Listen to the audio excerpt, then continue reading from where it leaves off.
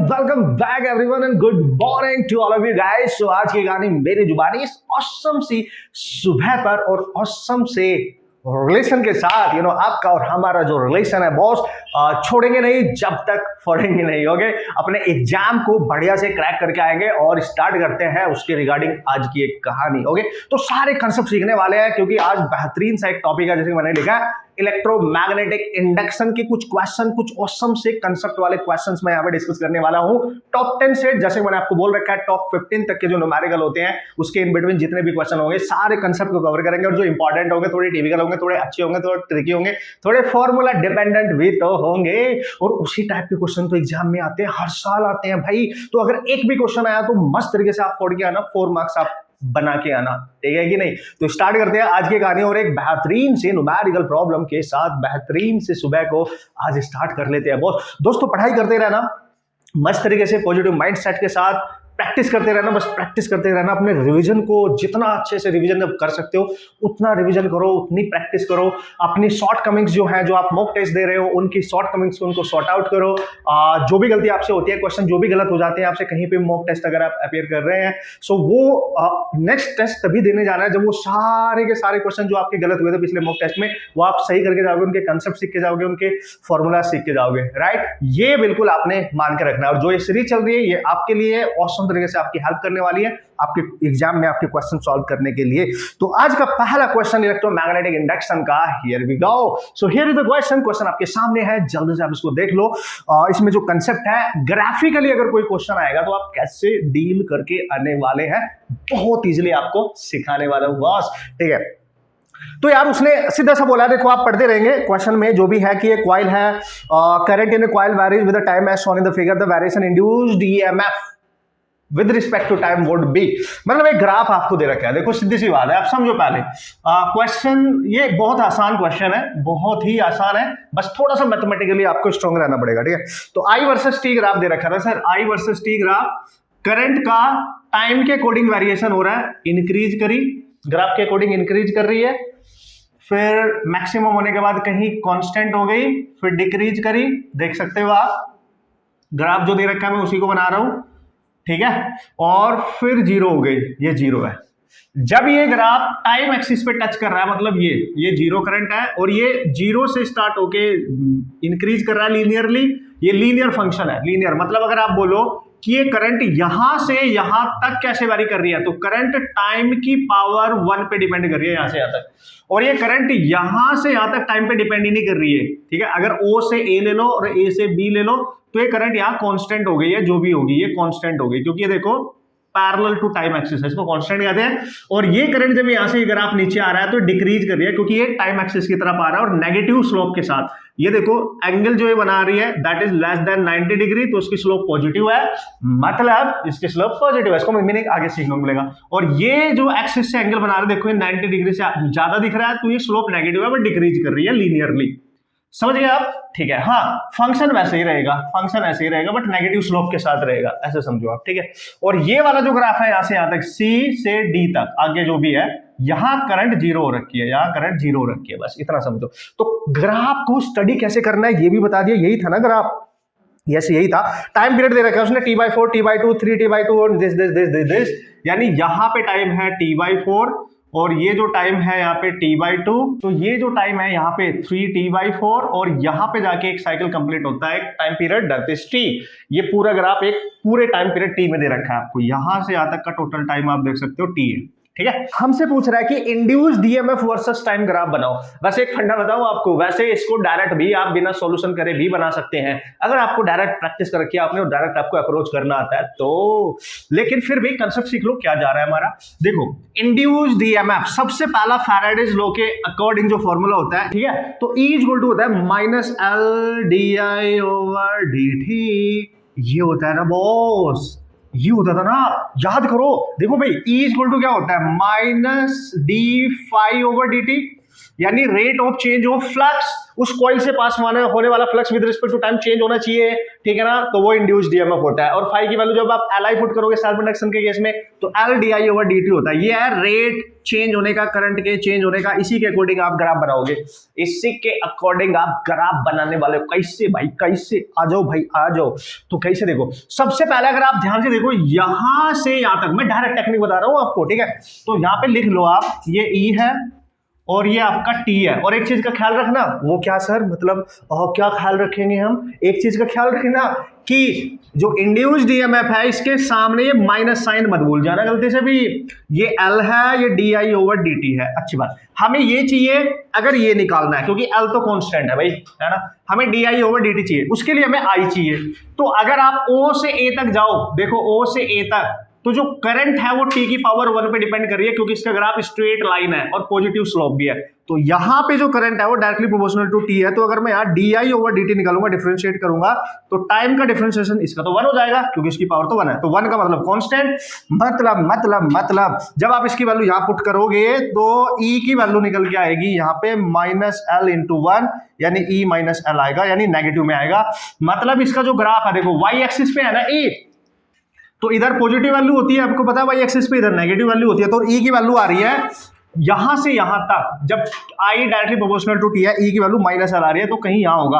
और l तो constant है, तो ऐसे मान लो कि माइनस c, यानी कांस्टेंट ग्राफ बनेगा लेकिन नेगेटिव में, यानी नीचे, इस ओरिजिन से नीचे कांस्टेंट बना दो, ये बन गया, देखो है कि नहीं, कांस्टेंट, ठीक है। ये है माइनस एल। अगर देखो मैं आपको सिखा रहा हूं इस तरीके से, आप समझ जाना बॉस, ठीक है सर, मजा आ गया, ये तो है कि नहीं। अब यहां से यहां तक हो गया, आप ए से बी तक जाओ, देखो ए से बी तो करंट कांस्टेंट है। और याद करो दोस्तों, अगर ए से बी करंट कांस्टेंट है तो इसका differentiation D I over D T वो तो जीरो हो जाएगा भाई। कांस्टेंट कोई भी वैल्यू, उसका डिफरेंशिएशन जीरो होता है। अगर ये जीरो है तो यहां पुट करोगे तो ई भी जीरो, यानी ई भी जीरो हो जाएगा, ए से लेके बी तक ई जीरो। और ये ग्राफ जो यहां नेगेटिव में दिख रहा है, तुरंत टाइम एक्सिस पे कट करेगा जाके, तुरंत आपने टाइम एक्सिस पे लेके जाना है इसको, यहां से तुरंत ये जीरो होने के लिए यहां जाएगा। बात समझे आपको, चेक करो, आपको अब ऑप्शन मिल भी गया होगा, तो यहां से तुरंत जीरो हो जाएगा, ऐसे देखो, ऐसे जीरो हो गया। अब आप देखोगे B से लेके C तक सेम ग्राफ बनेगा जैसे इसका बनाया, बट नेगेटिव स्लोप है, देखो I माइनस टी पे डिपेंड कर रहा है। तो जब इसका डिफरेंशिएशन करोगे D I over D T, तो चूंकि t का 1 हो जाएगा और माइनस भी है, तो ये माइनस 1 हो जाएगा, ठीक है। और जब ये माइनस 1 यहां पुट करोगे तो e की वैल्यू आएगी कहां से कहां तक, b से c तक, that is minus L into minus 1, तो ये हो जाएगा प्लस एल। तो पॉजिटिव में जाएगा ग्राफ, तो सीधा यहां से पॉजिटिव में जाएगा, पॉजिटिव एल यहां पे देखो, ये है प्लस एल, इतना ऊपर जाएगा पॉजिटिव रीजन में। तो पहले कांस्टेंट था, फिर जीरो हुआ, फिर पॉजिटिव में गया, और उसके बाद की कहानी बिल्कुल आपको यहाँ पे और औसम तरीके से क्लियर हो रही होगी। ये जो वैल्यू है धीरे धीरे बढ़ा, फिर ऐसे गया, ठीक है, इस तरीके से, और जैसे ये सीधे पॉजिटिव पे गया, ठीक है, और वैसे वैसे वैसे वैसे ऐसे डिक्रीज करता जाएगा, ठीक है। उसके अकॉर्डिंग ये ग्राफ ऐसे जाएगा, और यहां पे तो आई आपकी जीरो हो चुकी है बॉस, और आई अगर आपकी जीरो हो चुकी है तो आपका जो ई है वो तो वहां पे इंड्यूस्ड है ही नहीं, मतलब उसमें इंडक्शन है ही नहीं, तो ग्राफ कुछ ऐसे दिखाई देगा। ओके, सो ये आपका फंडा यहाँ पे क्लियर हो गया कि भाई पहला ग्राफ हमने जीरो से ए तक यहाँ पे बना लिया है, ठीक है। तो जब यहाँ से आपने देखा तो सारी कैलकुलेशन हमने करी, तो ई की वैल्यू नेगेटिव है, तो नेगेटिव से कॉन्स्टेंटली यहाँ तक जाएगा, क्योंकि ग्राफ यहाँ से लीनियरली इंक्रीज कर रहा है जीरो से ए तक, जीरो से ए तक मतलब t/4 तक, है ना, यहाँ तक t/4 तक, राइट। इसको आप ऐसे भी लिख सकते हो फिलहाल, ठीक है, इसको आप ऐसे लिख सकते हो, है कि नहीं, ठीक है। अब हमने बात करना है ए से बी तक, ए से लेके बी तक, तो आई कांस्टेंट है, और अगर आई कांस्टेंट है तो आप लिखोगे D I over D T equal to zero, क्योंकि कांस्टेंट फंक्शन का डिफरेंशिएशन तो होता है जीरो, तो D I over D T की वैल्यू भी हो जाएगी जीरो। ओके, तो अगर इसकी वैल्यू सर जीरो होगी, तो यहां पे देखो जब पुट करोगे तो ए से बी तक आपका जीरो हो जाएगा ना, क्योंकि आप पूरी वैल्यू जीरो करोगे तो पूरा जीरो। तो पहले ये ग्राफ जीरो होने के लिए टाइम एक्सिस पे आना पड़ेगा, सीधा ऊपर जाएगा, और यहां से, ठीक है, यहां तक जीरो ही रहेगा। देखो अगर ये आपका ओ माना है आपने, ठीक है, ये ए बन गया आपके पास यहाँ पे, और ए से बी तक जा रहा है ये ए वैल्यू, और ये बी वैल्यू ए से बी तक जा रहा है, देखो ये जीरो है, ये जीरो हो गया, यहाँ पे ई, यहाँ पे जीरो है, और यहाँ पे ई की वैल्यू माइनस एल है, कांस्टेंट में है और माइनस एल है, समझ में आई बात। अब बी के बाद देखो, बी से सी तक, यानी t/2 से t/4 तक सेम ग्राफ बनेगा जैसा इसका, बट नेगेटिव स्लोप है, क्योंकि आई टी की पावर 1 पे डिपेंड कर रही है, तो उसका डिफरेंशिएशन आ जाएगा D I over dt directly proportional to t का 1 हो जाएगा, ये -1 हो जाएगा। यार क्या बात कर रहे हो यार, इतना सा डिफरेंशिएशन तो हमें आता ही है। ओके, तो जब यहां से हम e की वैल्यू कैलकुलेट करेंगे कहां से कहां तक, b से c तक, तो ये आएगी -l, और di/dt की वैल्यू आ रही है -1, तो ये -1 कॉन्स्टेंटली मान के चलो आप, ठीक है, तो ये +l हो जाएगा, तो पॉजिटिव में जाएगा ग्राफ, तो सीधा ग्राफ b से ऊपर जाएगा, ठीक है, और b से लेके c तक कांस्टेंट रहेगा पॉजिटिव में। देखो b से c तक, b से यहां तक कांस्टेंट रहेगा, समझ गए। c से d तक, उसके बाद ग्राफ देखो, ये ग्राफ तो जीरो ही है, करंट ही जीरो है, तो इंडक्शन का मतलब बनता ही नहीं है, तो सीधा ग्राफ ऐसे ही चलता रहेगा, ठीक है, ये c से d तक है, समझे बात को।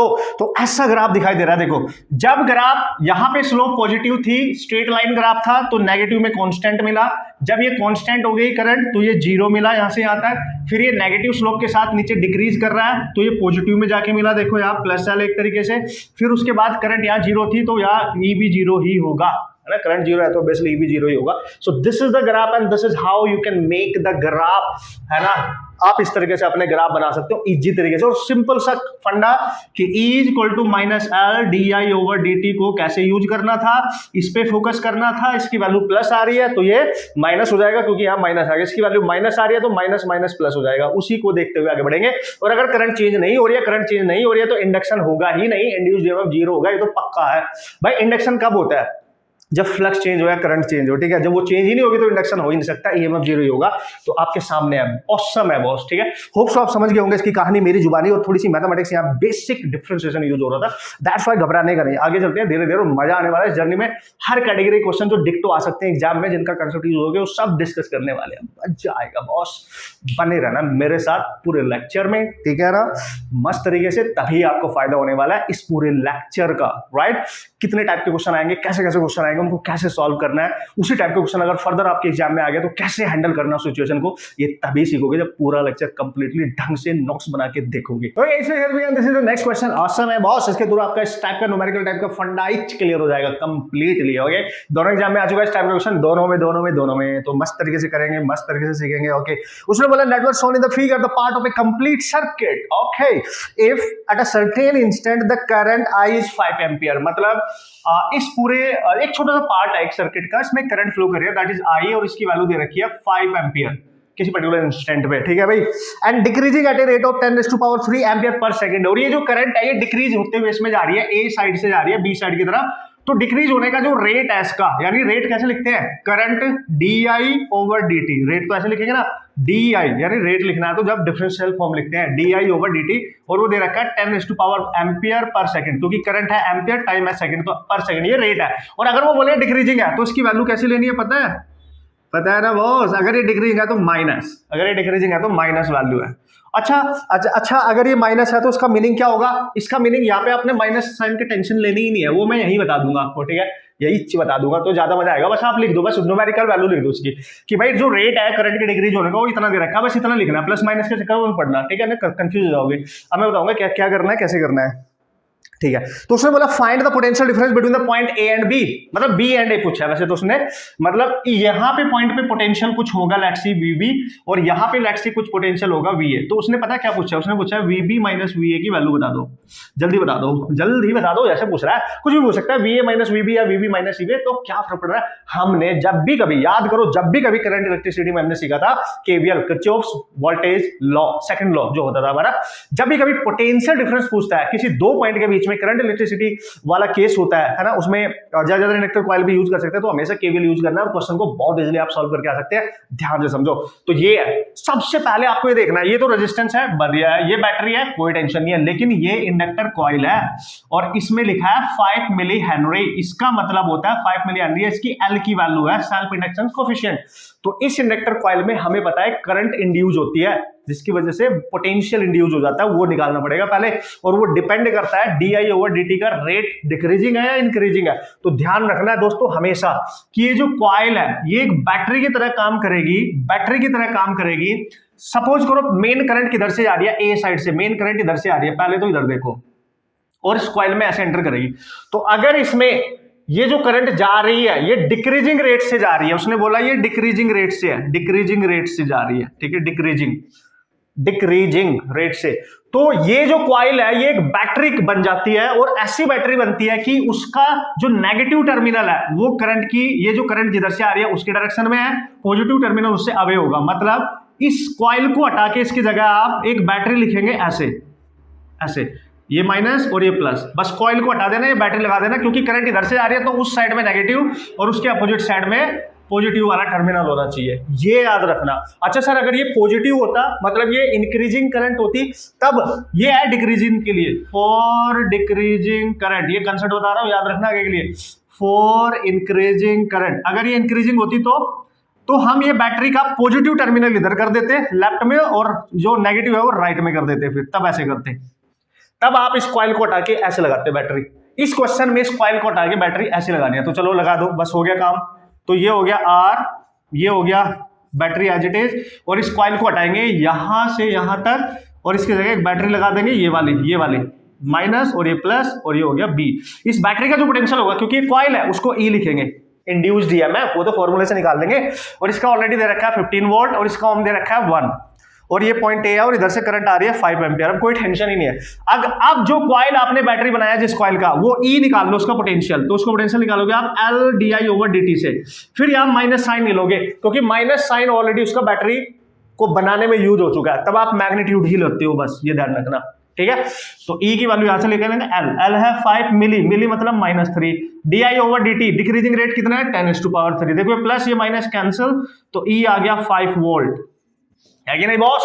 और अमेजिंग, ऑसम, अमेजिंग। अब कितने भी क्वेश्चन करो जाके, करोड़ों वरोड़ों जितने भी करने हैं, फंडा यही याद रखना है, टेंशन ही नहीं है, ठीक है। तो ये आ गया 5 वोल्ट। अब लगा दो केवीएल, नाउ यूज केवीएल, है ना। ए पॉइंट से चलो बी की तरफ चलो, जिधर को करंट जा रही है, केवीएल ऐसे यूज करते थे ना, ए से चलना है बी पे। देखो जिन दो पॉइंट के बीच में पोटेंशियल डिफरेंस निकालना है, जैसे बी और ए है, या तो आप बी से चलो ए की तरफ या ए से चलो बी, आपकी मर्जी है। मान लिया आप यहां से चलते हैं और यहाँ पे पोटेंशियल आपने मान लिया वीए और यहाँ पे मान लिया वीबी। तो देखो जब यहां से चलोगे तो वीए केवीएल होता है ना, फिर जैसे आप आगे बढ़े एक रेजिस्टेंस में करंट जा रही है इधर से, देखो इधर आप करंट की डायरेक्शन में जब एंटर करते हो, रेजिस्टेंस में मैंने सिखा रखा है, तो माइनस लेते हैं इसके across potential difference, Ohm's law, minus I R, I कितनी है 5 इंटू आर कितना है 1। फिर आप यहां पहुंचे, करंट भी इधर पहुंच गई, देखो 5 एम्पियर, लेकिन बैटरी है रास्ते में तो करंट से कोई मतलब नहीं है, हम इधर जा रहे हैं, तो हमें पहले बैटरी का माइनस टर्मिनल मिला, फिर प्लस, तुम प्लस पे जा रहे हो आप, तो इसका पोटेंशियल प्लस लेना है, ठीक है। जब आप ए से बी की तरफ जा रहे हो तो पहले आपको माइनस वाला टर्मिनल मिला और उससे निकल के आप प्लस पे जा रहे हो, तो प्लस वाला वोल्टेज लेना है, मतलब साइन, उसका साइन प्लस लेना है। फिर यहां से निकल के आगे निकल गए, फिर एक और बैटरी मिल गई माइनस से प्लस, ये भी माइनस से प्लस जा रही है, तो ये भी प्लस ही लेना है। और जैसे आप यहां पहुंचे, ये बी है, बी पे ही तो जाना था, इक्वल टू करना है बस, क्योंकि उसके आगे सर्किट ही नहीं है, तो इक्वल टू करना है। जैसे एंड हो जाए, पॉइंट एंड हो जाए, तो equal to the potential of that end point, VB, खत्म। देखो ये कैंसिल, यहां बचा VA plus 15 equal to VB, तो हमें निकालना है दिस, इसको इधर लेके आओ, तो VB minus VA equal to 15 volt. ये आ गया आंसर। इस क्वेश्चन में यही पूछा। अगर वो पूछता वीए माइनस वीबी बताओ, तो देखो माइनस ही तो एक्स्ट्रा आएगा, तो फिर आंसर ये होता। जैसे जैसे पूछे आपकी मर्जी है, कंसेप्ट मैंने सिखाना था, मेरा मेन मुद्दा यहाँ पे केवल क्वेश्चन कराना नहीं है, आपको एक कंसेप्ट सिखाना भी नहीं है, मतलब सिखाना भी है, ठीक है, केवल क्वेश्चन नहीं कराना है। यार अगर मैंने क्वेश्चन ही कराना होता, इतना टाइम लगता है इसको सॉल्व करने में, क्या बात कर रहे हो, मैं आता तुरंत लिखता और उड़ा डालता और आपको सिखा डालता, लेकिन आपको मजा ही नहीं आता। मैं चाहता हूँ क्वेश्चन करने के साथ साथ ये कंसेप्ट भी सीखो, जब तभी तो रिविजन होगा यार, और कैसे होगा। अगर उसने चेंज कर दिया डाटा फिर कैसे करोगे? अगर मैंने कर दिया डायरेक्ट क्वेश्चन तो चलो आपने कर लिया, आपने छाप लिया, मैंने करा दिया, बट अगर आप कंसेप्ट ही नहीं सीखोगे और उसने डेटा चेंज कर दिया तो आप कर ही नहीं पाओगे। तो ये सारा कंसेप्ट है जिसके अप्लाई करके आप हर कैटेगरी क्वेश्चन कर सकते हैं। अब हम बढ़ेंगे आगे होले होले। एक और बेहतरीन ऑसम क्वेश्चन दे रहा हूं, अगर आएगा तो डिक्टो आएगा भाई, अगर इस टाइप का क्वेश्चन आएगा तो डिक्टो ही आएगा भाई, बहुत ध्यान से समझना, बहुत ध्यान से करना, right. So here we go, this is awesome problem for both exam यार, बहुत ऑसम है, क्योंकि ये क्वेश्चन ना डिक्टो आ सकता है, भले ये नीट में आया, जेई में आया, किसी इंडिविजुअल में भी आया, बट ये क्वेश्चन दोनों एग्जाम में आने के लिए डिक्टो आ सकता है, इस पे डिपेंडेंट, ठीक है। सो कम ऑन, तो देख लेते हैं। उसने बोला conducting circular loop is placed in a uniform magnetic field. एक कंडक्टिंग सर्कुलर लूप है, मान लिया यूनिफॉर्म मैग्नेटिक फील्ड भी है वहां पे, हमने ऐसे मान लिया इनसाइड द पेज है, और एक ऐसा सर्कुलर लूप है, इसकी कुछ रेडियस दे रखी होगी r, और जो मैग्नेटिक फील्ड दे रखा है वो भी दे रखा है 0.025 टेस्ला, ये दे रखा है आपको magnetic field, right, with its plane perpendicular to the loop, with its plane perpendicular to the loop, the radius of the loop is made to shrink at the constant rate of 1 mm per second। पता है क्या बोल रहा है, awesome है ना, पता है क्या बोल रहा है, इस लूप की जो रेडियस है ना वो एक कांस्टेंट रेट से श्रिंक कर रही है, मतलब कम हो रही है, डिक्रीज कर रही है, यानी ये जो रेडियस है इसका जो रेट है dr/dt, ये दे रखा 1 mm पर सेकेंड, ध्यान से समझो आप, 1 mm मतलब 1 mm की डिस्टेंस ये 1 सेकंड में कम हो रही है, ये रेडियस कम हो रही है, यानी धीरे धीरे छोटा होता जा रहा है, और जब ये छोटा हो रहा है तो उसके अंदर से पास होने वाला मैग्नेटिक फील्ड चेंज हो रहा होगा, ऑब्वियसली जब बड़ा है तो ज्यादा फील्ड पास होगा, छोटा होगा तो कम होगा, तो फील्ड चेंज हो रहा है, इसके अंदर फ्लक्स क्रिएट होने वाला, फ्लक्स जाने वाला वो चेंज हो रहा है, मतलब इंड्यूस्ड ईएमएफ होगा, मतलब करंट बनेगी। अब ये देख लेते हैं क्या पूछ रहा है, ठीक है। अच्छा चलो, श्रिंक कर रही है 1 mm पर सेकंड से कर रही है। The induced EMF when the radius is 2 centimetre, तो बताओ इंड्यूस्ड ईएमएफ कितना होगा जब उसकी रेडियस 2 सेंटीमीटर हो जाती है, तो आर उसकी रेडियस है 2 सेंटीमीटर, ठीक है, तो बताओ इंड्यूस्ड ईएमएफ का होगा जब वो डिक्रीज कर रही है इस रेट से, कांस्टेंट रेट से, 1 mm पर सेकंड उसका रेट दे दिया, तो इंड्यूस्ड ईएमएफ बताओ। तो भाई ऐसे क्वेश्चन को आप इजीली कैसे, देखो बेसिक कंसेप्ट पे जाओ क्योंकि बेसिक ही फंडा यूज होगा, ठीक है।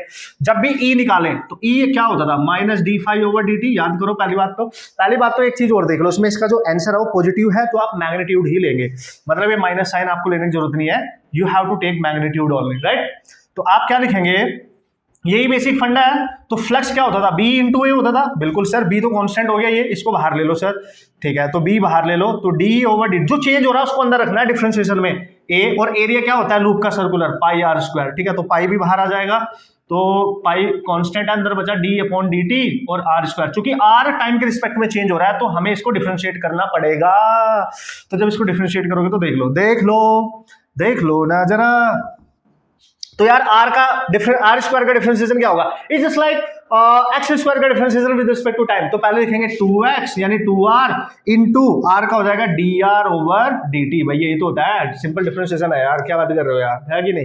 चलो वैल्यू पुट अप कर लो, तो E = पाई, अच्छा आंसर किसके टर्म्स में है, पाई, तो पाई को छोड़ो मत, पाई एज इट इज रखो, B की वैल्यू लिख दो 0.025, r कितनी है, रेडियस 2 सेंटीमीटर है, ये सेंटीमीटर को -2 मीटर में कन्वर्ट कर लिया, और dr/dt की वैल्यू दे रखी है 1 mm पर सेकंड, 1 mm को -3 लिखेंगे भाई, है कि नहीं भाई। तो E आ गया पाई, और इसको लिखोगे 25 × 10⁻³ इंटू 2 इंटू हो जाएगा 10⁻⁻6, ले क्या बात कर ली, no 5, this is 5 man, this is 5। तो अब कैसे करेंगे सर, बस हो गया, अब तो एडजस्टमेंट करो, 25 × 2 दैट इज 50 पाई, 10⁻⁸, ठीक है। तो अब ऑप्शन देखो कैसे दे रखा है उसने, 2 पाई पाई के टर्म्स में ही दे रखा है यार उसने, देखो पाई के टर्म्स में दे रखा है वैल्यू। सो 2 सेंटीमीटर की उसकी रेडियस है, उसको हमने मीटर में कन्वर्ट कर दिया, 1 mm पर सेकंड से वो डिक्रीज कर रही थी, ठीक है, और B की वैल्यू दे रखी है 0.025 टेस्ला, उसको भी हमने कन्वर्ट किया, नो प्रॉब्लम। तो इसको आप ऐसे भी लिख सकते हो 5 पाई, ठीक है, इंटू 10⁻⁷, ठीक है भाई, थोड़ी एडजस्टमेंट है क्योंकि ऑप्शन मैच कराना है।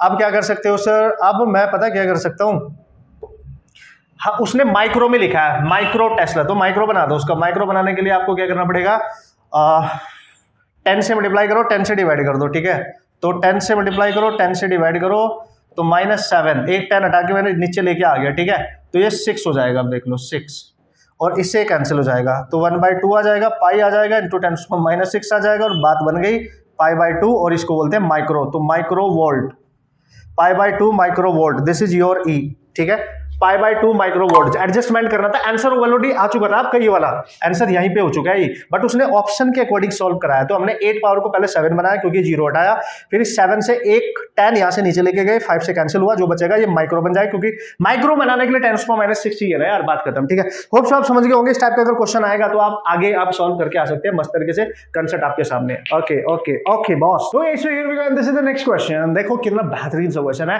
और इस पर डिपेंडेंट क्वेश्चन इस पर्टिकुलर कैटेगरी में आप कैसे सॉल्व करके आओगे, ये भी जल्दी सीख लेते हैं बॉस, ठीक है। तो देखो क्या बोला गया, और दोनों एग्जाम में आ चुका है, अच्छी बात यह है दोनों एग्जाम में एज इट इज आ चुका है ऑलरेडी, तो सेम फिर से आ सकता है यार, सेम कंसेप्ट का एप्लीकेशन करके क्वेश्चन इस टाइप का डिजाइन करके फिर से दिया जा सकता है यार।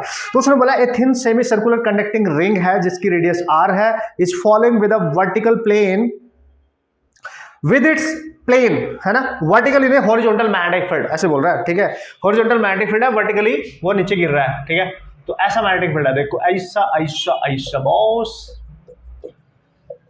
समझो समझो समझो, समझ सको तो समझो बॉस, इस तरीके से मैग्नेटिक फील्ड है, ठीक है। तो उसने बोला कि अच्छा ठीक है, एक सर्कुलर टाइप का है भाई और सेमी सर्कुलर है यार, ऐसे जा रहा है, देखो ऐसे ऐसे ऐसे नीचे गिर रहा है, तो ये सेमी सर्कुलर टाइप का फील्ड है, इस तरीके से समझे आप, सॉरी रिंग है, ठीक है।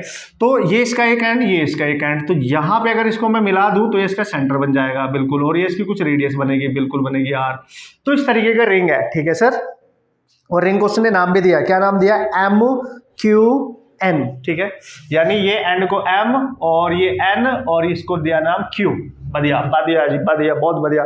और ये नीचे आ रहा है, देखो जैसे एक सेमी सर्कुलर टाइप की कोई भी चीज ले लो ऐसे, और फील्ड ऐसे है, देखो सपोज करो, चूंकि हम व्हाइट बोर्ड पे देख रहे हैं हॉरिजॉन्टल उसने बोला है, बट ये ऐसे गिर रहा है, तो जब ये ऐसे गिरेगा नीचे तो ये फील्ड ऐसे है, तो इसको कटिंग हो रही होगी ऐसे ऐसे, जब ये नीचे आ रहा होगा ऐसे, जब ये नीचे आ रहा होगा ना तो कट करेगा, तो कट करेगा तो इसके एंड के अक्रॉस एक ईएमएफ इंड्यूस होगा पक्का, ऐसे समझो आप। जब भी इस तरीके का लूप, कंप्लीट लूप नहीं होना चाहिए, अरे ये तो सेमी सर्कुलर लूप है, एक एंड ये रहा इसका, एक एंड ये रहा, इनको ज्वाइन किया तो ये इसका सेंटर है, और ये किसी स्पीड के साथ, v स्पीड के साथ नीचे आ रहा है भाई, ठीक है, यही बोला है ना उसने। At the position m and q, the speed of the ring is v, and the potential difference develop across the ring. इस रिंग के अक्रॉस जो पोटेंशियल डिफरेंस क्रिएट हो जाएगा m और n पॉइंट के बीच में, वो हमने निकालना है, बट हमें ये नहीं पता m हाई पोटेंशियल पे है या q हाई पोटेंशियल पे है, तो लेकिन पोटेंशियल डिफरेंस तो हम निकाल सकते हैं ना इजीली। कैसे निकालेंगे सब बताऊंगा, टेंशन नहीं लेने का। पोटेंशियल डिफरेंस निकालना बहुत आसान है। देखो जब भी कभी ऐसा क्वेश्चन आए, एक डिफरेंट सी शेप में कोई वायर दे रखा है और मैग्नेटिक फील्ड में परपेंडिकुलरली इस तरीके से मूव कर रहा है, ठीक है, तो हमें निकालना है पोटेंशियल डिफरेंस। तो भाई देखो देखो देखो, जब भी बी गिवन हो और आपको पोटेंशियल डिफरेंस निकालना हो, मतलब इंड्यूस्ड ईएमएफ, ई ही होता है potential difference basically, induced EMF, ठीक है। और अगर वो किसी लीनियर स्पीड के साथ मूव कर रहा है, सबसे बड़ी बात है ये लीनियर स्पीड के साथ, तो इंड्यूस्ड ईएमएफ याद करो लीनियर मोशन है ये, मतलब एक कंडक्टर मैग्नेटिक फील्ड में लीनियरली मूव कर रहा है, लीनियर मोशन कर रहा है किसी स्पीड के साथ, तो उसका इंड्यूस्ड ईएमएफ होता था BVL, ये फॉर्मूला यूज करोगे आप यहाँ, ये वाला फॉर्मूला BVL, और बहुत इजीली आप क्वेश्चन सॉल्व कर सकते हो। तो E इक्वल टू BV, चलो ये तो ठीक है। लेंथ क्या ले, लेंथ देखो भाई कैसा भी वायर हो, लेंथ हमेशा लेनी है। देखो एक एंड उसका M है, एक Q है, तो ये लेंथ नहीं लेनी है ना। अगर मैं यहां से यहां तक की ये लेंथ देखूं तो ये आ जाएगी इसकी पाई r, क्योंकि सेमी सर्कल है। हमें इससे मतलब नहीं होता है, हमें मतलब होता है उन दोनों पॉइंट को डायरेक्ट कनेक्ट कर दो, उन दोनों पॉइंट को डायरेक्ट कनेक्ट, है ना, V के परपेंडिकुलर ये लेंथ है, ठीक है, ये लेंथ लेनी है ये, ठीक है। जिन दो पॉइंट पे मैग्नेटिक पोटेंशियल आपने निकालना है ना, ये वाला पोटेंशियल डिफरेंस, उनको ज्वाइन करने वाली ये लेंथ लेनी है, इसको बोलते हैं एल इफेक्टिव। और ये कैसे निकालेंगे, सेंटर से यहां तक की कुछ रेडियस है, ये भी कुछ रेडियस है, तो एल इफेक्टिव कितना आ गया आपके पास, दैट इज 2r, तो ये लेंथ होगी, दिस इज 2r, तो E आज का 2BVR, ये आ गया आपका answer. This is your induced EMF. लेकिन अगर ये भी बताना पड़ जाए कि किस पॉइंट का पोटेंशियल ज्यादा है, किस पॉइंट का पोटेंशियल कम है, अब ये आपको समझना पड़ेगा। कैसे, आ जाओ ना, देखो राइट हैंड थंब रूल, इस तरीके से नहीं करना, मुक्का थप्पड़ रूल यूज करना, जैसे मैंने आपको बताया था, मुक्का थप्पड़ है, मुक्का थप्पड़ रूल यूज करना है अकॉर्डिंग टू मी, इजी रहेगा ना याद करने के लिए। देखो सबसे पहले देखो ये स्पीड किधर जा रही है, स्पीड है नीचे, और फिंगर, ये जो मैग्नेटिक फील्ड है, फिंगर उधर को रखो जिधर मैग्नेटिक फील्ड है, थंब उधर को रखो जिधर स्पीड है, पाम की डायरेक्शन जिधर भी होगी उधर को डायरेक्शन हम आराम से बताएंगे। देखो अंदर को है मैग्नेटिक फील्ड और ये स्पीड है नीचे, तो ये जो पाम है, ये जो थंब है, ये तो ऊपर हो गया, तो उसको ऐसे घुमाओ, देखो थंब नीचे स्पीड के डायरेक्शन में, फिंगर इधर, तो मेरी जो पाम है वो इधर है, इधर समझ गए, तो पाम की डायरेक्शन इधर है, इसका मतलब ये जो पॉइंट होगा, इस पे जो पोटेंशियल होगा वो हाई होगा, इस पे पोटेंशियल लो होगा, ये नेगेटिव और ये पॉजिटिव, मतलब Q पॉइंट का potential is greater than M point का पोटेंशियल, ध्यान रखना बॉस, Q पॉइंट का potential is greater than M point का पोटेंशियल, इस तरीके से आप बता सकते हैं। फिर से बता देता हूं, फिंगर्स को मैग्नेटिक फील्ड के डायरेक्शन में रखेंगे, थंब को in the direction of speed, palm will give us the direction, है ना, ऑफ हायर पोटेंशियल साइड, ठीक है। तो यहां पे देख ली, बस ये देखना कि ये जो मैग्नेटिक फील्ड है वो इनसाइड है और वेलोसिटी नीचे को आ रही है। सपोज करो ऊपर को जा रहा होता तो फिर हम ऐसे लिखते हैं, फील्ड इनसाइड, थंब ऊपर, पाम इधर, तो इधर ये वाला पॉजिटिव होता, ये नेगेटिव हो जाता, लेकिन इस केस में ये पॉजिटिव, ये नेगेटिव। उम्मीद करता हूं आप समझ गए होंगे। This is important. Q is at high potential, the point Q is at high potential. समझ गए लॉजिक? क्या है इसका लॉजिक, कैसे क्वेश्चन करना है? इजी, फॉर्मूला तो इजी था, बट ये प्लस माइनस बताना, दिस इज इंपॉर्टेंट। तो यार देखो, ऑसम क्वेश्चन है, इतने भी आसान नहीं मान सकते, लेकिन कंसेप्ट क्लियर है तो फिर उड़ा सकते हो मेरे साथ साथ मिलके। ओके, तो ऐसे एक बहुत ही औसम बेहतरीन कंसेप्चुअल क्वेश्चन की हम बात करेंगे, जिसमें सॉल्यूशन करने की जरूरत नहीं है, दिमाग लगाने की जरूरत है। ध्यान से समझना, आगे इस पे डिपेंडेंट क्वेश्चन भी पूछे जा सकते हैं। तो दैट्स व्हाई मस्त तरीके से इसका कंसेप्ट सीख लेना बॉस, क्योंकि कहीं ना कहीं आप फंस सकते हो उसमें औसम तरीके से। फंसना भी औसम हो जाता है कभी कभी, जब फंस गए तो औसम ही है यार। क्वेश्चन के मजा आ गया और तुम्हें उसने फंसा दिया, कंसेप्ट में फंसा दिया, कैसे भी फंसा दिया। ध्यान से देख लो, क्वेश्चन को पढ़ लेना इसको, क्योंकि पढ़ना बहुत जरूरी है। थोड़ा सा लंबी सा है, लेकिन पढ़ के बाद इसका अगर डायग्राम बन गया ना एक बार, तो फिर मजा आ जाएगा। इसमें जो कंसेप्ट है आप फील करोगे इस चीज को, राइट। उसने बोला rectangular, square and circular and elliptical loop. एक है रेक्टेंगुलर टाइप का लूप, ध्यान से समझना। एक है स्क्वायर टाइप का लूप जिसकी हर साइड सेम है।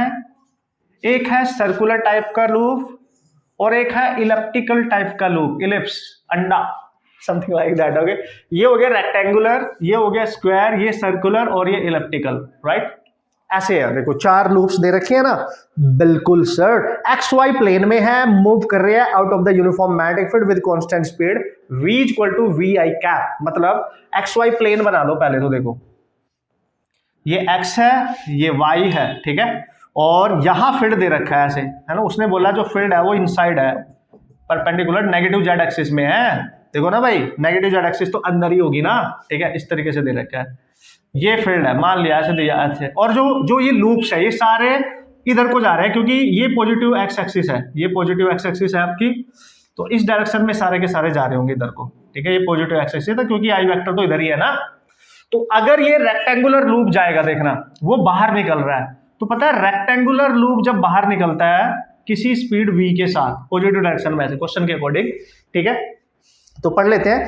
The induced EMF during the passage of these loops out of the field region will not remain constant. मतलब वो ये कह रहा है कि जैसे जैसे ये लूप बाहर आएंगे, एक चीज तो क्लियर है कि इनमें इंड्यूस्ड EMF क्रिएट हो जाएगा। अगर इंड्यूस्ड EMF क्रिएट होगा तो वो बोल रहा है कि वो कांस्टेंट नहीं है। कौन से लूप में कांस्टेंट नहीं होगा, किसमें कांस्टेंट होगा? E होता है minus D phi over D T, ठीक है। और E डिपेंड कर रहा है minus D over D T और B इंटू ए, ठीक है।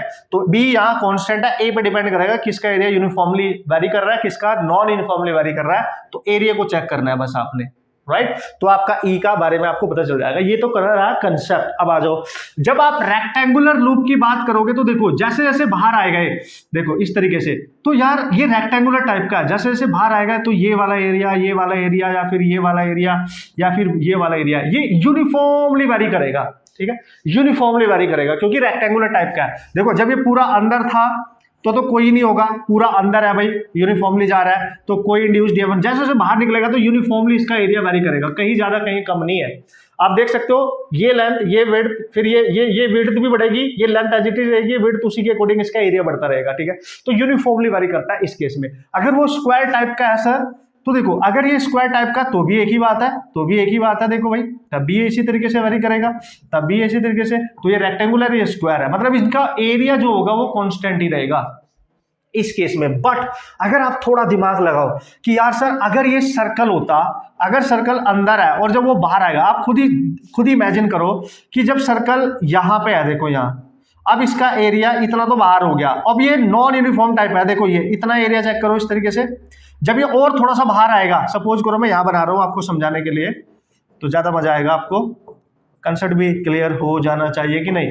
देखो और थोड़ा सा बाहर लेके आओ यहां से इसको, तो जब ये ऐसे बाहर आएगा इस तरीके से, देखो ये यूनिफॉर्म नहीं है, ये इतना सा रीजन, इतनी सी लेंथ पे डिपेंड कर रहा है, इतना रीजन देखो बाहर आ रहा है, और ये नॉन यूनिफॉर्म है ना, कहीं पे ज्यादा कहीं पे कम, और डिफरेंट टाइप का स्ट्रक्चर बन रहा है, क्योंकि ये लेंथ सर्कुलर टाइप की है, आप देख सकते हो सर्कुलर टाइप की है। तो इलिप्स में भी ऐसा होगा, देखिए जब ये बाहर निकलेगा पहले इतना, फिर इतना, देखो ये अलग अलग एरिया दिख रहा होगा, फिर इतना, फिर इतना, फिर इतना, फिर कम हो रहा है, देखो ये कम, ये ज्यादा, एक जैसा नहीं है, ये अलग स्ट्रक्चर, ये अलग एरिया, ये अलग, फिर कम होने लगा, फिर ये। तो इसमें भी ऐसा ही है, देखो जब ये बाहर निकलेगा पहले इतना सा देखो, फिर ये ज्यादा हो गया, फिर ये अलग हो गया, फिर ये अलग हो गया, फिर ये, लेकिन इसमें एक ही जैसा होगा। देखो ये रेक्टेंगल टाइप एक ही जैसा, लेंथ कम ज्यादा नहीं होगी। देख लो ये देखो इसका एरिया एक जैसा दिख रहा है, बट ये देखो ये अलग दिख रहा है कि नहीं, ये देखो ये अलग दिख रहा है कि नहीं, ये देखो ये अलग दिख रहा है। तो इसका एरिया और इलिप्स का एरिया वो आपका चेंज होगा, ये आपका चेंज होगा, ये यूनिफॉर्म नहीं होगा।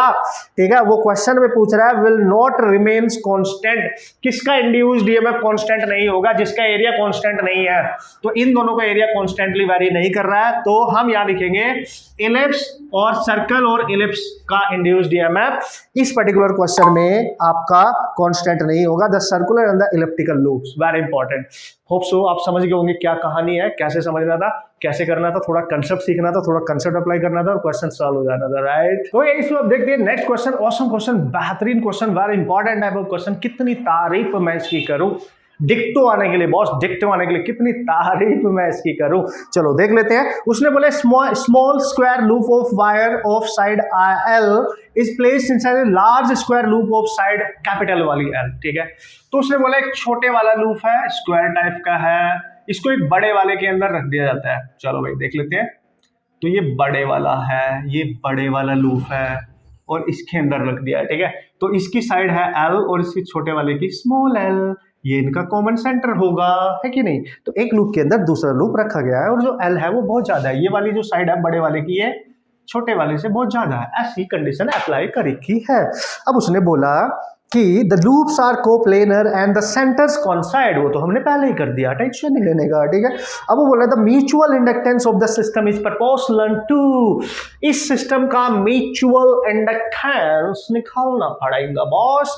अगर इसका म्यूचुअल इंडक्टेंस निकालना है ना, पता क्या करना है, पता क्या करना है, देखो भाई जो अंदर वाला लूप है उसको मान लो लूप 2 और जो बाहर है उसको मान लो लूप 1, और सपोज करो करंट हमने इसमें मान ली कि इसमें करंट ऐसे फ्लो कर रही है, जो बाहर वाला उसमें करंट एज्यूम करो अगर नहीं दे रखी है। समझना म्यूचुअल इंडक्टेंस निकालने का तरीका क्या है, वेरी इंपॉर्टेंट, इजी भी है, टेंशन नहीं है, डायरेक्ट फंडा भी बताऊंगा, टेंशन नहीं है। ठीक है, तो यहां करंट अगर जा रही है तो देखो ये करंट अगर ऐसे जा रही है तो उसका मैग्नेटिक फील्ड अंदर होगा, क्योंकि क्लॉकवाइज करंट है तो अंदर, तो इस लूप के अंदर से मैग्नेटिक फील्ड पास हो रहा है पहली बार, और ये मैग्नेटिक फील्ड इसका है, यानी इसके अंदर से जो देखो पूरे रीजन में है वैसे तो, बट इसी के अंदर ये भी रखा है, तो यहां पे जो मैग्नेटिक फील्ड पास हो रहा है वो पहली वाली कॉइल का मैग्नेटिक फील्ड है, और जिस एरिया से पास हो रहा है इस लूप का एरिया हो जाएगा A2। समझना, यानी फील्ड बनाया आउटर लूप ने, पास हुआ इनर लूप से, तो एरिया लेंगे जिससे पास हो रहा है, और जिसने फील्ड बनाया फील्ड उसका लेंगे। इतना क्लियर हुआ, बिल्कुल क्लियर हुआ। हमें क्या निकालना है, म्यूचुअल इंडक्टेंस। तो उसका फंडा क्या होता है सर, बता रहा हूं यार बॉस, बता रहा हूं। तो यार सर इसकी करंट की वजह से इसमें, यानी पहली वाली इसको I1 मान लो आप, I1 यानी आउटर लूप की करंट की वजह से इसमें फ्लक्स पास हो रहा है, इसमें फ्लक्स पास हो रहा है, ध्यान समझो। यानी सेकंड लूप में पास होने वाला फ्लक्स डिपेंड कर रहा है करंट इन द आउटर, यानी I1 करंट पर डिपेंड कर रहा है। ठीक है, तो हम इसको कैसे लिखेंगे, phi2, बिल्कुल बेसिक बड़ा बता रहा हूं, ध्यान से समझ लेना। तो यहाँ पे प्रोपोर्शनैलिटी का साइन हटाओगे तो एक m आएगा कोफिशिएंट, जिसको बोलते हैं म्यूचुअल कोफिशिएंट, है ना, इंडक्शन। ये है I1, ठीक है सर, यही निकालना है, यही निकालना है। इसको निकालने के लिए आपको phi2 चाहिए, और phi आपको सबको पता है क्या होता था, phi इक्वल टू होता है BA, यानी मैग्नेटिक फील्ड इनटू एरिया। तो मैग्नेटिक फील्ड इससे देखो ये किसका फ्लक्स है, इसमें जो जा रहा है सेकंड में, तो BA जब लिखोगे तो B किसका है, B1 है, एरिया किसका है, A2 है, जिससे पास हो रहा है, ये इसलिए मैंने पहले बता दिया, ये बच्चे कंफ्यूज होते हैं। ठीक है, और इसमें नंबर ऑफ टर्म्स वगैरह तो देने रखे, तो उसके बारे में कुछ ज्यादा सोचने की जरूरत है भी नहीं। ठीक है, तो बस हो गया, कहानी बन गई, ये हो गया I1। अब क्या लिखोगे, मैग्नेटिक फील्ड निकालना पड़ेगा, मैग्नेटिक फील्ड निकालना पड़ेगा। इस बड़े वाले स्क्वायर लूप की वजह से मैग्नेटिक फील्ड कितना होगा ये निकालना पड़ेगा। ठीक है, याद करो दोस्तों, अगर ये बड़े वाले लूप की आप बात करो, एक वायर, दूसरा वायर, तीसरा वायर, चौथा वायर, 4 वायर और ये सेंटर, इसमें करंट अगर ऐसे जा रही है, इसकी लेंथ L है, तो इसको मान लो AB वायर, वैसे ही ये BC, वैसे ही ये CD। तो एक वायर का मैग्नेटिक फील्ड निकाल लो, स्ट्रेट डेफिनेट वायर, सेंटर पे 4 से मल्टीप्लाई कर देना, टोटल मैग्नेटिक फील्ड यहाँ पे आ जाएगा। पहले इसको इससे ज्वाइन करो, देखो ये इसकी परपेंडिकुलर डिस्टेंस है। याद करो किसी स्ट्रेट करंट कैरिंग वायर का मैग्नेटिक फील्ड होता था, किसी एक का, मान लिया AB वायर का मैग्नेटिक फील्ड निकालना है, करंट कैरिंग है और यहाँ पे निकालना है किसी पॉइंट O पर, और ये परपेंडिकुलर डिस्टेंस है।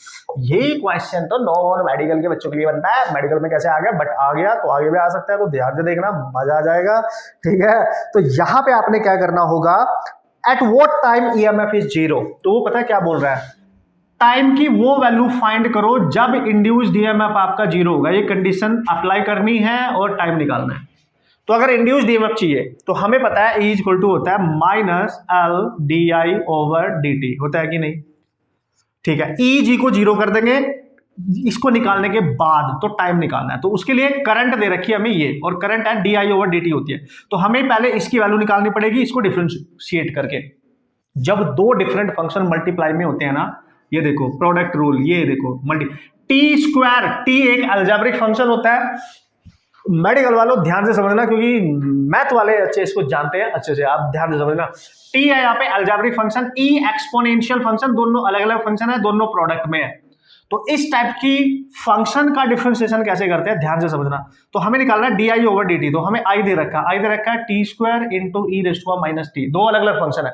जो अलजेब्रिक फंक्शन है उसको फर्स्ट मान लिया करो, ये फर्स्ट फंक्शन है आपका, और ये वाला सेकंड फंक्शन है। तो how to differentiate this type of function, D I over D T निकालने के लिए डिफरेंशिएट करो D I over D T. तो कैसे लिखेंगे देखो भाई, जो फर्स्ट फंक्शन है उसको एज इट इज लिखो। फर्स्ट पहले लिख देता हूं रूल लिख देता हूं, how to differentiate this type of first function as it is लिखो, differentiation D over D T करो सेकंड का, फिर प्लस लगाना है, चूंकि सेकंड का हो चुका है, अब second function as it is लिखो, डिफरेंशिएशन करना है फर्स्ट का, बस पुट कर दो वैल्यू, बन जाएगी बात।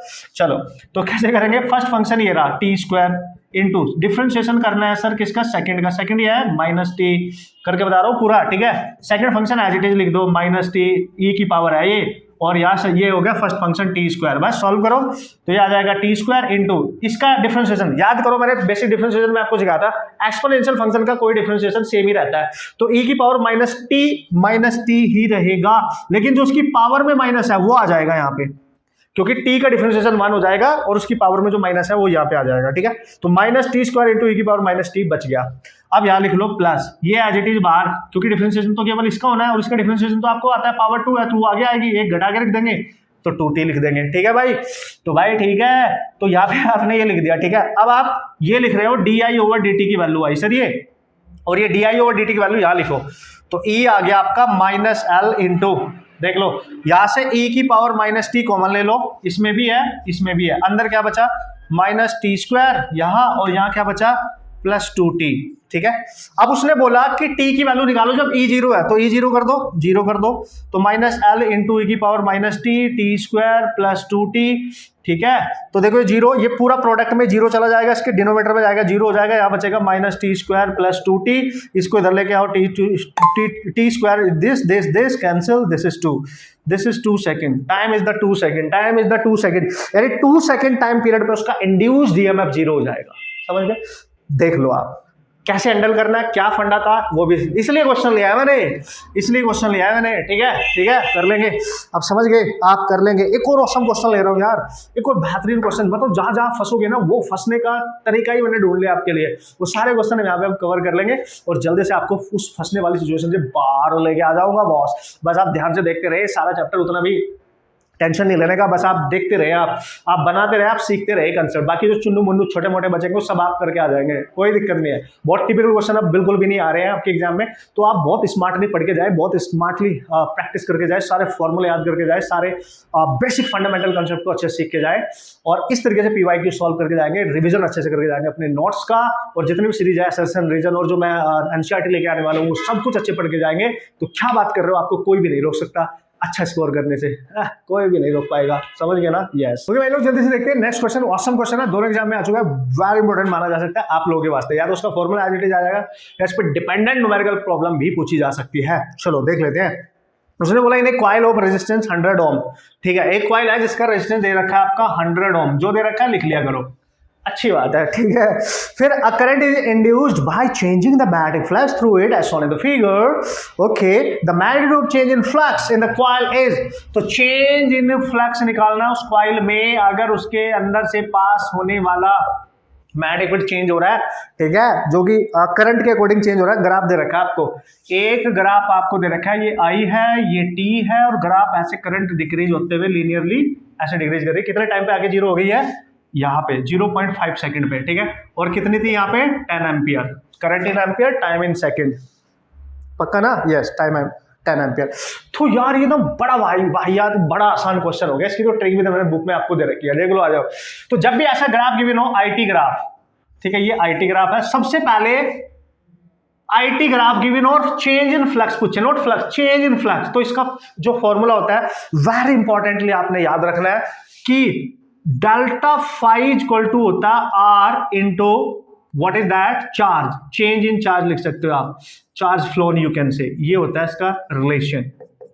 अगर चेंज इन फ्लक्स निकालना है तो देखो ये है चार्ज का जो फ्लोन करेगा, change in flux over R, इसको आप ऐसे भी लिख सकते हो। तो अगर आपको रेडियस बोल रहा हूं, रेजिस्टेंस दे रखा है, तो आपको ये जो चार्ज चेंज हो रहा है वहां पर वो बस निकालना है, और वो आईटी ग्राफ से निकाल सकते हैं। जब आईटी ग्राफ गिवन होता है, इसका एरिया जो होता है, एरिया वही तो चार्ज है आपका जो चेंज हो रहा है, ठीक है। तो चार्ज फ्लोन जिसको आप कह सकते हो, तो हाफ इंटू बेस ये रहा इसका, यहां से यहां तक, 0 से यहां तक 0.5 इंटू ये इसकी हाइट दैट इज 10, तो ये हो गया 5, यानी ए आ गया 2.5। नाउ यू कैन सी, और ये जो एरिया है आईटी ग्राफ का, जो एरिया है यही है आपका चार्ज जो चेंज हो रहा है, राइट। तो यहां पुट कर दो, तो डेल्टा 5, ये फॉर्मूला पूछेगा या तो न्यूमेरिकल पूछ लेगा, पुट कर दो 100 इंटू 2.5, तो delta 5 this is 250 weber. Change in flux है ना भाई, 250 वेबर आ गया आपका आंसर। चेक कर लेंगे आप, ढूंढ लेंगे आप मस्त तरीके से। ऐसा कोई भी क्वेश्चन आएगा आप उड़ा देंगे मस्त तरीके से। एक लास्ट क्वेश्चन के डिस्कशन कर लेते हैं मस्त तरीके से, मजा आ जाएगा, ठीक है। अब आप समझ गए हैं किस किस टाइप के क्वेश्चन आ रहे हैं, किस किस टाइप से हमने हैंडल करके आने हैं। अब ये बात आप बढ़िया तरीके से समझ गए हैं। लास्ट क्वेश्चन है, ओके, लास्ट क्वेश्चन, ध्यान से देखना, बढ़िया से देखना। काफी चांस होते हैं ऐसे क्वेश्चन के एज इट इज रिपीट होने के, जैसे कि मैं बार बार बोल रहा हूँ, क्योंकि इस टाइप के चैप्टर में इस टाइप के क्वेश्चन डिजाइन होते रहते हैं डायरेक्ट फॉर्मुला बेस्ड। वो सब आप करके जाएंगे, फॉर्मूले सारे याद करके जाएंगे बढ़िया तरीके से, क्योंकि डायरेक्ट ही क्वेश्चन आते हैं। पता है क्या है, जैसे इसमें E इक्वल टू आप माइनस एल डेल्टा आई, अगर एवरेज निकालना है तो डेल्टा टी ये वाला फॉर्मूला यूज करके जा सकते हो। माइनस एल करंट चेंज हो रही है, I2 माइनस I1 है ना, टाइम इंटरवल ले लेना T2 माइनस T1 ये वाला, ठीक है। अगर आप सेल्फ इंडक्टेंस दे रखा है तो एवरेज वैल्यू निकाल सकते हैं हम, ठीक है। अगर म्यूचुअल निकालना है तो माइनस एम हो जाएगा, डेल्टा आई फिर से डेल्टा टी हो जाएगी। तो इस इन पे डिपेंडेंट है, बहुत सारे क्वेश्चन ऐसे नॉर्मली आते रहते हैं। एनर्जी स्टोर कितनी होती है, हाफ एल आई स्क्वायर, ये सब कुछ यार, इसको यार जाओ याद करके जाओ। एनर्जी डेंसिटी अगर पूछेगा तो b²/2 म्यू होती है, ठीक है, ये याद करके जाओ यार, ठीक है। ये सारे फॉर्मूले जितने भी होते हैं इसमें, बाकी तो हमने देख ही लिया ना, सब रिवाइज करके जाओ मस्त तरीके से। बाकी रही क्वेश्चन की बात, देख लो जल्दी क्वेश्चन देख लो क्या है। क्वेश्चन में दिया है 2 coils have a mutual inductance 0.005 Henry. चलो ये तो मैंने जस्ट ऐसे लिख दिया आपके लिए। 2 कॉइल है आपके पास, mutual inductance 0.005 henry. Mutual inductance का क्वेश्चन है, फॉर्मूला भी वही यूज होगा, ठीक है। तो और क्या दे रखा है सर, इसमें आगे बढ़ना पड़ेगा उसके लिए। तो the current changes in the first coil according to the equation I equal to I naught sine omega T. First coil में जो करंट चेंज हो रही है वो है I naught sine of omega T. बहुत बढ़िया है सर, साइनोसोडल करंट है।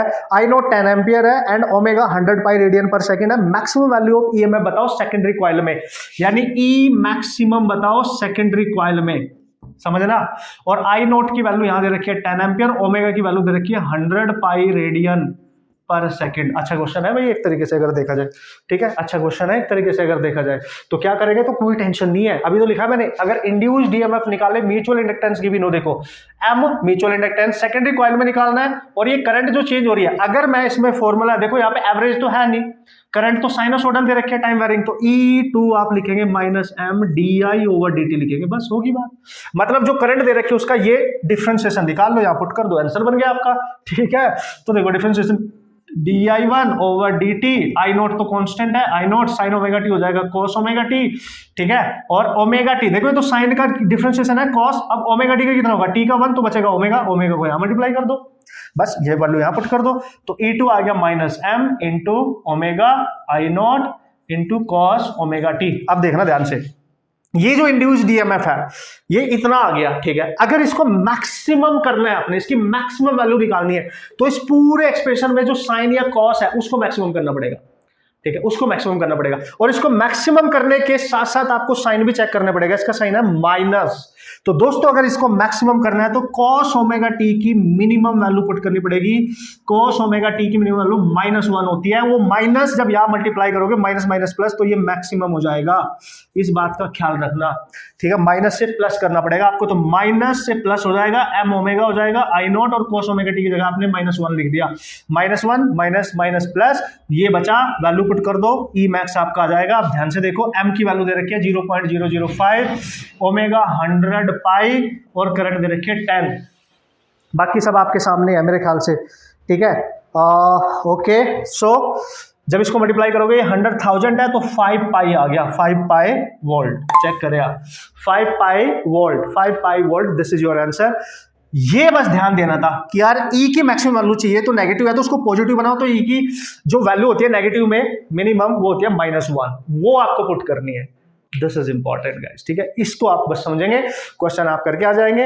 हर कैटेगरी क्वेश्चन कहीं ना कहीं हमने कवर अप कर लिया। उम्मीद है आप बात समझ गए होंगे किस टाइप के क्वेश्चन आते हैं और उनको किस टाइप से आपने हैंडल करना है, सॉल्व करना है।